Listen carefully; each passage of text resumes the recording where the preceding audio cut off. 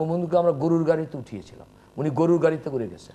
আর আমি একটু বলি, আর আমরা হেঁটে গিয়েছিলাম। তখন মানুষকে জিজ্ঞাসা করলাম কার মিটিংয়ে যাচ্ছেন, আমি তো পাবলিকের মধ্যে, কয় আমরা যাচ্ছি, আমি আওয়ামী লীগের মিটিংয়ে যাচ্ছেন, কয় না। কার মিটিংয়ে যাচ্ছেন? শেখ মুজিবের মিটিংয়ে যাচ্ছে। আওয়ামী লীগ চিনে না, কিন্তু শেখ মুজিব চিনে। এবং বঙ্গবন্ধু যাকেই নয় যে বলায় আমার মধ্যে তোফায়েলকে এখানে একটি প্রশ্ন আপনাকে আমি করতেই হচ্ছে যে আপনি যখন বলছেন যে যাকেই মনোনয়ন দেওয়া হচ্ছে তিনিই জিতেছেন, একটি কথা আমরা প্রায়শই বলি যে কলা গাছ নমিনেশন দিলেও সেও জিতে আসে, এটি কি গণতন্ত্রের জন্য ভালো না খারাপ? যাকে নমিনেশন দেওয়ার মানিটা যাকে দিয়েছে, আমিও পার্লামেন্টের বোর্ডের মেম্বার, সেই দেওয়ার মধ্যে আমিও আছি। আমরা চিন্তা ভাবনা করি দিয়েছি, কিন্তু আমরা যাকেই দিয়েছি মানুষ ব্যক্তিটাকে দেখে নেই, কিন্তু মানুষ দলটাকে দেখেছে। নেত্রী শেখ হাসিনাকে দেখেছে, মহাজোটের নেত্রী। তিনি যা বলেছেন মানুষ বিশ্বাস করেছে। তিনি যা বলেছেন যে স্বপ্ন ডিজিটাল বাংলাদেশ, তিনি ভিশন 2021 যে স্বপ্ন দেখিয়েছেন মানুষ বিশ্বাস করেছে। তিনি যুদ্ধ অপরাধীদের বিচার করবেন, মানুষ বিশ্বাস করেছে। তিনি নিত্য প্রয়োজনীয় জিনিসপত্রের দাম ক্রয় ক্ষমতার মধ্যে মানুষ বিশ্বাস করেছে।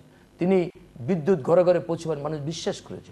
আমি বলছি সে কথাটি আমি বলছি, কিন্তু এই অঙ্গীকারগুলো আমাদের 5 বছরের মধ্যে, হ্যাঁ 2 বছরে আমরা সব শেষ করতে পারিনি, কিন্তু আমাদের 3 বছর এখনো সামনে আছে, বা 3.5 বছর। এই 3 বছরের মধ্যে আমরা পূরণ করতে পারি, আজকে আমাদেরকে যারা সমালোচনা করে, সমালোচনার জবাবটা আমাদের পূরণের মধ্যেই হয়ে যাবে। আর আমরা যদি পূরণ করতে না পারি, আবার সেই জনগণের আদালতে আমাদের যেতে হবে। মনে রাখতে হবে যে এই দেশের জনগণ কিন্তু সব কিছু বোঝে।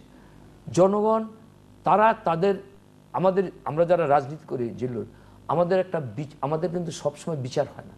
আমাদের রাজনীতিবিদদের বিচারের দিন হলো ভোটের দিন। আমি যদি ভালো করে থাকি মানুষ আমাকে বরণ করবে, আমি যদি খারাপ করে থাকি মানুষ প্রত্যাখ্যান করবে। আমরা যদি আমাদের অঙ্গীকারগুলি পূরণ করতে না পারি, তাহলে আবার সেই জনগণের আদালতে গেলে জনগণের আদালত তার রায় দেবে। সেই জন্য যারা আজকে আমরা সরকারি দল বা বিরোধী দল উভয়েরই কিন্তু অতীত আমাদের জীবনে, আপনি জানেন, আপনি অনেক কিছু জানেন। তত্ত্বাবধায়ক সরকারের সময় যে দুর্যোগ আমার উপর নেমে এসেছিল, আমার একটি মাত্র মেয়ে ডাক্তার, তার হাজব্যান্ড ডাক্তার, স্কোয়ারের কনসালট্যান্ট, ভালো টাকা বেতন পায়, মাশাআল্লাহ ভালো ডাক্তার হয়েছে। আমার ছেলে নাই, আমার মেয়েটির নামে আমার ভোলার বাসাটা 5 কাঠা জমির উপরে একটা বাসা, 2800 স্কোয়ার ফিট, সে 82 সালে করা 14 লক্ষ টাকা দিয়ে ট্যাক্স দেওয়া। কিন্তু ওর নামে আসামি হলো যে ওর 14 লক্ষ টাকা পেলেও কোথায়, সে তো ছাত্রী ছিল। আর টাকা তো আমার, কিন্তু ইনকাম ট্যাক্স তো দেওয়া, সেই জন্য আমার মেয়েটা আসামি হলো। আর আমার স্ত্রী